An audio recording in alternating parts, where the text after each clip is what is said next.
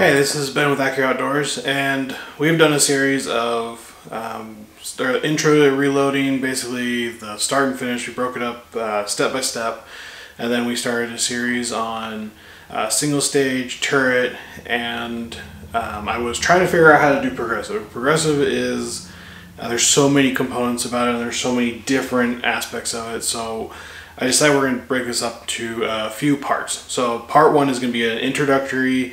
It's going to be kind of just an overview of the functions of it, and then the components, and then we'll go through on how to set it up, troubleshooting, and just kind of go through progressive presses in general. They're great to have, and this is our Dylan XL 650.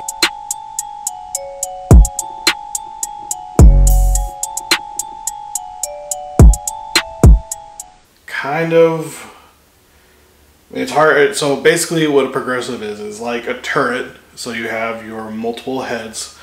So like a turret, you've got all of your different heads, or your different spots for all your different dies. Now with a progressive, you've got all your dies that you want set up here, and then whenever you pull the handle, it's going to load a brass, it's going to decap, resize, and then it's going to flare, powder, seat the bullet, and then crimp. And this is for a 40 Smith & Wesson. Because we got so many different calibers, instead of just trying to guess and look at where they're at, we wrote on the outside of what this is. So that way, when we store these, we know what die head we're pulling out. So if you have different calibers, I would definitely suggest getting one of these. That way you can get set up, and changing over is fairly easy. But if you don't, no worries. But it's a good way to speed things up. So kind of the parts of this setup, if you get it Dylan, because they don't make the XL 650 anymore, they make the 750. Most progressive presses are going to operate and have the same components. They may be a little bit different, like the Hornady, I believe Lee makes them. And maybe there's another company out there that makes progressive. I mean, you have your Mark 7s, but those are top dollar. But they all have the same, obviously they have to work at least in the same order. So a basic one won't come with the brass sorter. So this is an add-on, but it's definitely probably one of the better add-ons you can do. So when you have that set up, you have your plate in there for the different brass, and then turn it on, you'll sort your brass. So the first stage is going to bring the brass in, it's going to decap it, and also it's going to resize it. And then as you pull the handle again,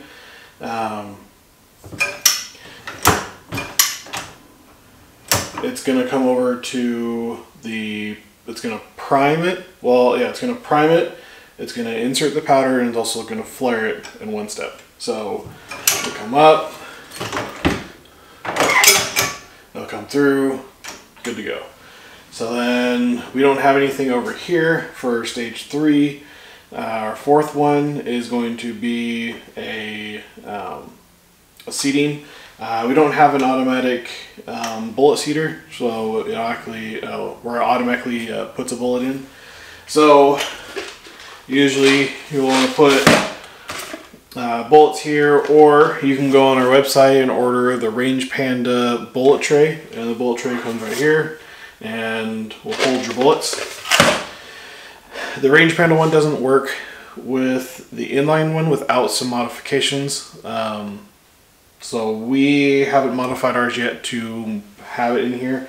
These are also Range Panda tab indicators. You can also find these on our website. So then after you have your bullet seated, it'll come around to crimp, and then it'll come over here to the chute, which you do that. We also have inline fabrication. We don't have them on our website, but you can get them on their website. Great additions to your reloading setup, so that's why we have them. That's why our press is on one of those. And then after that, it goes into the chute and catch your bullets. So kind of the different components. So the nice thing is the powder dispenser on it is already on there, so you don't have to worry about going to, say, something like this, or even measuring them out, so that speeds it up there. You have your priming system. I've noticed that this priming system is kind of like the lineman that we did a video on the turret. It's not a bar style like the 750, but it's a rotary, but it's the same kind of concept where you pull it and it'll go through. So then you have your live primer chute. So if you are finished and say you still have primers, you can let them go through and they'll catch here. We also carry the Range Panda live primer chute holder. It's basically, on these ones, this one's a small little ramp. We'll do a close-up video of it. And the Range Panda one that we offer is a bigger one, so it holds more live primers on it. So it's definitely a little better, and it's contained, whereas this one's almost like a ski jump, and it might go anywhere. So definitely an upgrade from the Dylan. Then you have your spent primer dispenser, which the Dylan one's pretty good. Other than that, that's kind of the basics of a progressive. I know that kind of went over fairly quickly, but basically it's like a turret, but every time you don't have to worry about changing tool heads and doing anything. You just pull the handle, and then really the only thing you're watching now is making sure that you have powder and that you have primers, which that's probably my biggest thing, is make sure there's a primer in there to get loaded. But yeah, it's super simple. They work great.